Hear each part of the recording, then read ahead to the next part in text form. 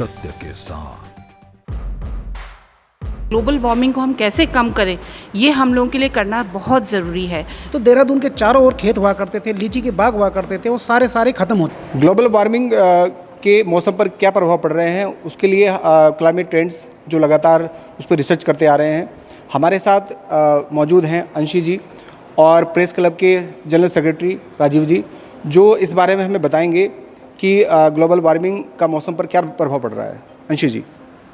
देखिए, climate change and global warming ये तो एक आज की हकीकत हो चुकी है। हमें इसके साथ रहना है, लेकिन इसके साथ ही हमको ये भी देखना है अपनी लाइफस्टाइल में, अपने रिसर्चेस में, हम अपने रोज़मर्रा में एंड डेवलपमेंट में किस तरीके से काम करें कि इसका इम्पैक्ट कम हो, इसके लिए तैयार रहें। और साथ ही ग्लोबल वार्मिंग को हम कैसे कम करें, ये हम लोगों के लिए करना बहुत ज़रूरी है। और सभी सरकार हैं, लोग हैं, सब लोगों को एक साथ मिल के काम करना होगा। यही हम लोगों की कोशिश है कि जो रिसर्च ऑर्गेनाइजेशंस हैं, जो रिसर्चेस आ रही हैं, उनको आम आदमी तक पहुंचाएं, लोगों तक पहुंचाएं, ताकि लोग जागरूक बने और अपने छोटे छोटे कदम उठा के सामाजिक स्थल पे लोगों के बीच में अवेयरनेस लाके आगे बढ़ें। मुख्य कारण इसका क्या है, क्या मानते हैं आप इसे मुख्य कारण जो ग्लोबल वार्मिंग का जो चल रहा है? देखिए, मुख्य कारण कोई एक नहीं है, ये सदियों से जो भी काम चल रहा है उसकी वजह से हो रहा है। और ये तो एक लाइफ का डेवलपमेंट है, it's a part of life. लेकिन हाँ, हमारी कुछ एक्टिविटीज़ ऐसी होती हैं जिसकी वजह से ये ज़्यादा बढ़ जाता है। और एक अवेयरनेस लाके एक उस अपने एक्टिविटीज़ को अगर हम कंट्रोल करेंगे, साइंटिफिक तरीके से काम करेंगे, आगे बढ़ेंगे, ताकि ये ग्लोबल वार्मिंग कम हो सके, तो आगे होगा। कुछ मुख्य रूप से एक दो बातें बता दें कि ज़्यादा नहीं, एक दो बातें जो जनता को पता चले।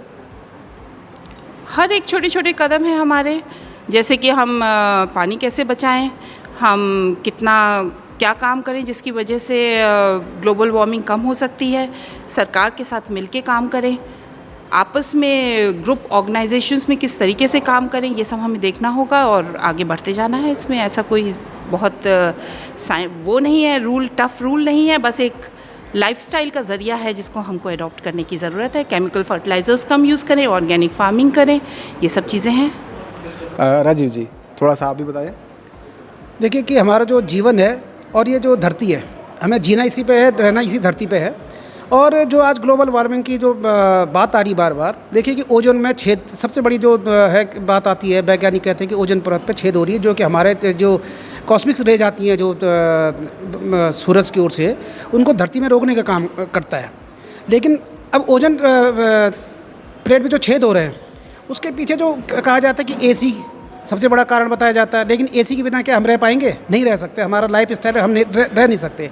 इसके अलावा मीथेन गैस जो होती है, मीथेन घोड़े की जो लीद होती है, उससे मीथेन गैस सीधे सीधे निकलती है। हमारे जो सीवर रेज का जो मल बहता है, सीवर का जो नालियाँ बहती हैं, उनसे गैसें निकलती हैं, वो भी ओजोन प्लेट पे छेद करने के लिए उत्तरदायी मानी जाती हैं।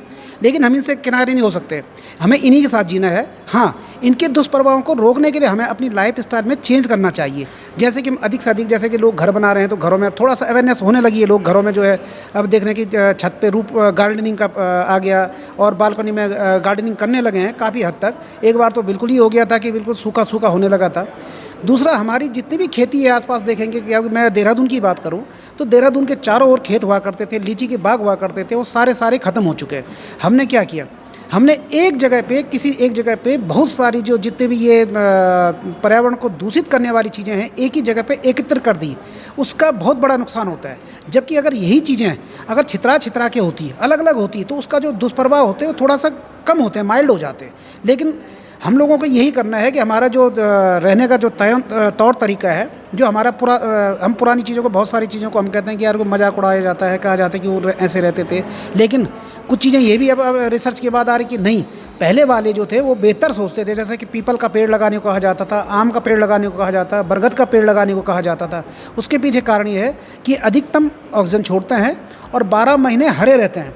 पीपल के बारे में तो ये कहा जाता है कि वो रात को भी ऑक्सीजन छोड़ता है। तो इस तरह से जो हमारी जो पद्धति थी, हमें कहीं ना कहीं उन चीज़ों को करना चाहिए। विकास के नाम पे हमें विकास और का पर्यावरण का हमारा तालमेल बिठा के जब जिएंगे तो ही हमारा पर्यावरण बचेगा, तो ही हमारे ग्लोबल वार्मिंग पे काफ़ी हद तक हम रोक लगा सकते हैं। Thank you. देखिए, क्लाइमेट ट्रेंड्स ने हमें बताया है कि ग्लोबल वार्मिंग को रोकने के लिए क्या क्या उपाय वो कर सकते हैं और अंशी जी ने बताया, राजीव जी ने बताया, और जनता से यही संदेश उन्होंने दिया है कि ग्लोबल वार्मिंग को रोकने के लिए क्या हम कर सकते हैं।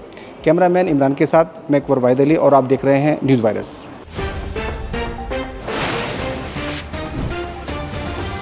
सत्य के साथ।